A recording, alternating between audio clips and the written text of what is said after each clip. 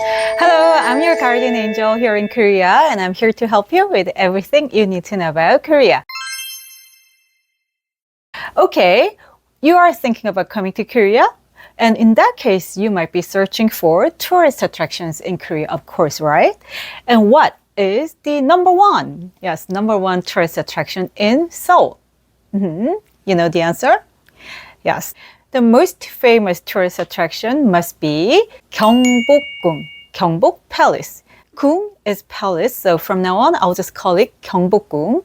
Anyway, Gyeongbokgung is definitely number one. Not only it is the most important cultural heritage of Korea, but also it is located in the center of Seoul, so it is so easy to go there.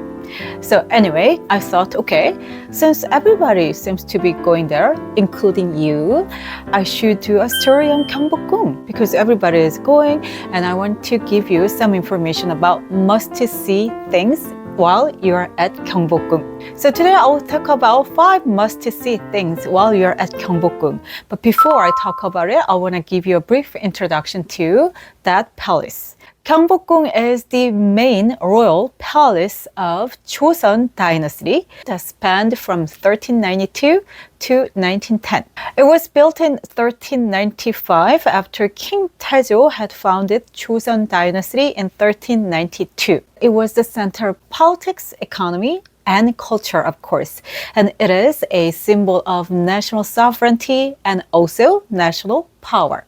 So it has a very important meaning in Korean history. Before you go, if you know must-see things at the palace, that would help you, right? Even though you don't have a guide.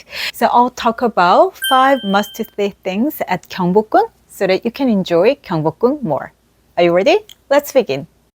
레디 Number 1, 근정전. Well, you cannot miss this building. It's such a big building, and as soon as you enter the palace, oh, it's there. Yes, a big building awaits you. You're gonna run into a very big building after you pass through 2 gates. The main gate to Gyeongbokgung is Gwanghamun, and the second gate you are gonna pass through is Hungnaemun. And after Hungnaemun, tada! Yes, there is a big building. That looks like something very important. That's what you're gonna think. And yes, you are right. That is the most important building in Gyeongbokgung, and that's where the king did lots of things, lots of important things. What was he doing then? Can you guess? Yes, of course, he handled the state affairs there. And then when foreign guests came to Gyeongbokgung, it is in the center and is right after the gate, so he welcomed the guests there at Gyeongbokgung. And also other important things were held, and what can that be? Wedding ceremonies of the kings and also coronation ceremony of the kings as well. King was coronated at Gyeongbokgung in front of Gyeongbokgung. So it is, of course, the most important building of all in Gyeongbokgung. So you cannot miss it because, as I said, it stands there in such a big building, and actually it is the largest surviving wooden structure in South Korea. So pay attention to the building and spend some time there. Before you take a look at inside, you have to see something outside. When you go there, you're gonna see dozens of stone structures aligned in 2 rows. They are very aligned well, and we call it rank stone. That stone marks where officials of various ranks are supposed to stand. So each stone indicates where the officials are supposed to stand. The higher your official ranking is, the closer you are to the king. Okay, so now let's take a look at inside of Gyeongbokgung. Wow! Oh, I have seen it before. Maybe many of you might say that. Yes, you have seen it in K-dramas. That's where the throne is, and the throne is centered toward the back. That's where the king sat and did lots of things, handled state affairs. And when you see the throne, you have to look at something special. There is something behind the chair, behind the throne, a painting. It has the sun, moon, and a 5-peak mountain. And the sun symbolizes the king, and the moon symbolizes the queen, and the 5-peak mountain symbolizes the king's authority. And you should take a look at it, okay? So you can say that it is one of the most important buildings in Gyeongbokgung, right?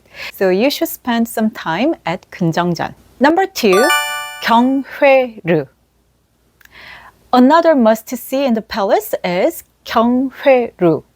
Oh, it is such a big pavilion. It is a pavilion set in a very beautiful setting. It is a very big building, an open 2-story elevated pavilion standing over a pond on the northwest side of the palace grounds. You're not going to miss this building either because this is so big, and actually this is the largest surviving elevated pavilion in South Korea. Oh, that is something, right? Yes, that is something, and everybody actually takes pictures with Gyeonghwaeru in the background because it is such a beautiful and unique building, and it is a very important place as well. The meaning of Gyeonghwaeru is Pavilion of Joyous Meeting. Oh, joyous meeting. So what do you think it was for? Yes, joyous meeting. They were having parties there. The king threw parties for foreign envoys who visited the king. And he held banquets for foreign envoys, and he loved the place. The kings loved Gyeonghwaeru, and the foreign guests, of course, they could appreciate the beauty of the pavilion and also the beauty of the nature surrounding the palace. As I said, it's the 2-story building, and you see it on the 2nd floor. And from there, you see Bugaksan, Bugak Mountain, that is surrounding the palace. You see the mountain, and then there is a pond in front of you. And then, of course, you have a magnificent view of the palace. Oh, you have everything. And then great food and drinks. So that's the perfect place to have parties for foreign envoys, right? So that is something that you should take note of while you're at Gyeongbokgung. Let's talk about the building itself more. It's a 2-story building. The pavilion was structured on stones, a lot of stones. The first floor consists of only stones, 48 high stone pillars. Yes, and the 2nd floor is the main hall. Yes, the floor. When you go there, you are going to run into a lot of people taking pictures with Gyeonghwaeru in the background. Why don't you spend some time there and take lots of pictures? Number 3, Gyeongwonjeong. Well, speaking of perfect photo spots, you shouldn't miss Gyeongwonjeong. It's another pavilion on the northern side of the palace, and it is not as big as Gyeonghwaeru, but oh, the beauty is not smaller at all. It is such a beautiful, cute pavilion built on a small island in the pond called Gyeongwonji. Yes, there is another pond on the northern side of the palace, and then there is a pavilion there too. The pavilion was built later than other buildings because it was built in the late 19th century by King Gojong. King Gojong is the last king of Joseon dynasty. So anyway, he loved the area and he built the pavilion and enjoyed walking around with his wife. So it was a perfect spot to take a lunch break and also just to stroll around, you're gonna love it. And it's such a beautiful, picturesque place, so everybody loves to take pictures with Gyeongwonjeong in the background because there, of course, you see the mountain Bugaksan surrounding the palace, and also there is a pond, as I said, so the reflection of the mountain and the pavilion is great. So you take lots of pictures and you are going to run into couples taking pictures, especially the people who are about to marry. The wedding pictures, yes, it's a perfect place to take wedding pictures, and they are usually in hanbok, traditional Korean costume. So it's a beautiful setting, and it's actually one of the most photographed and most painted pavilion in Korea. You're going to love the area and spend some time and stroll around as if you are the king of Joseon dynasty or the queen. Okay? Number 4, Gyeongbokgung.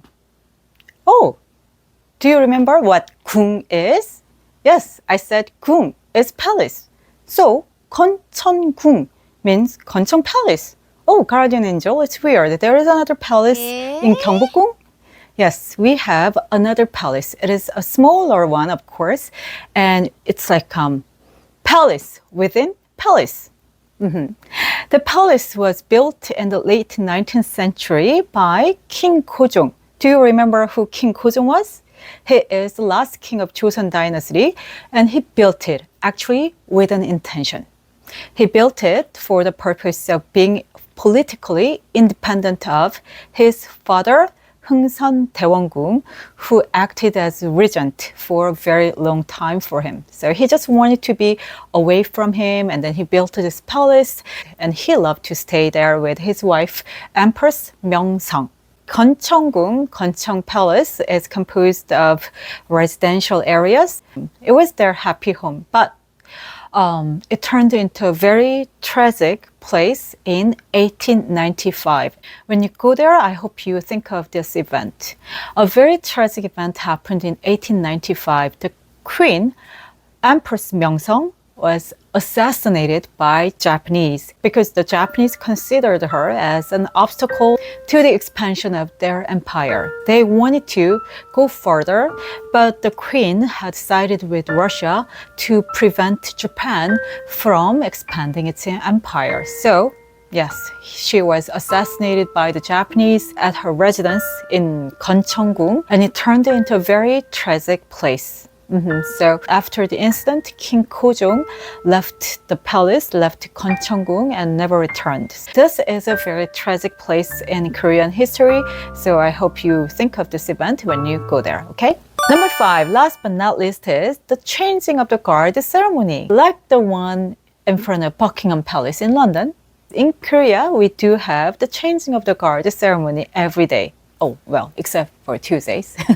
Anyway, it is held twice a day, and it is held near the main entrance to the palace, Gwanghamun. You're going to see lots of people waiting to see the changing of the guard ceremony. It takes place at 10 a.m. and at 2 p.m. So what is it about? It is reenacted in the same way as it used to be held in Joseon dynasty.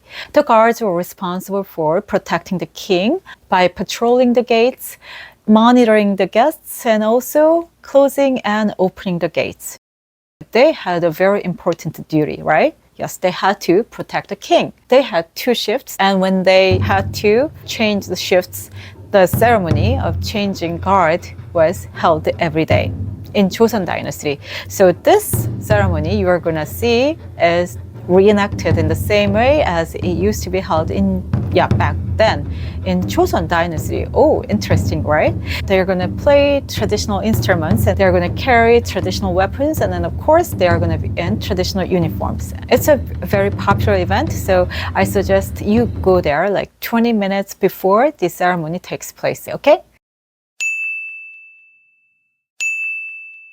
I talked about Gyeongbokgung today because Gyeongbokgung is one of the most visited places in Seoul. So I thought if I do this video, I can give you some information on Gyeongbokgung. How was it? Did you like my video?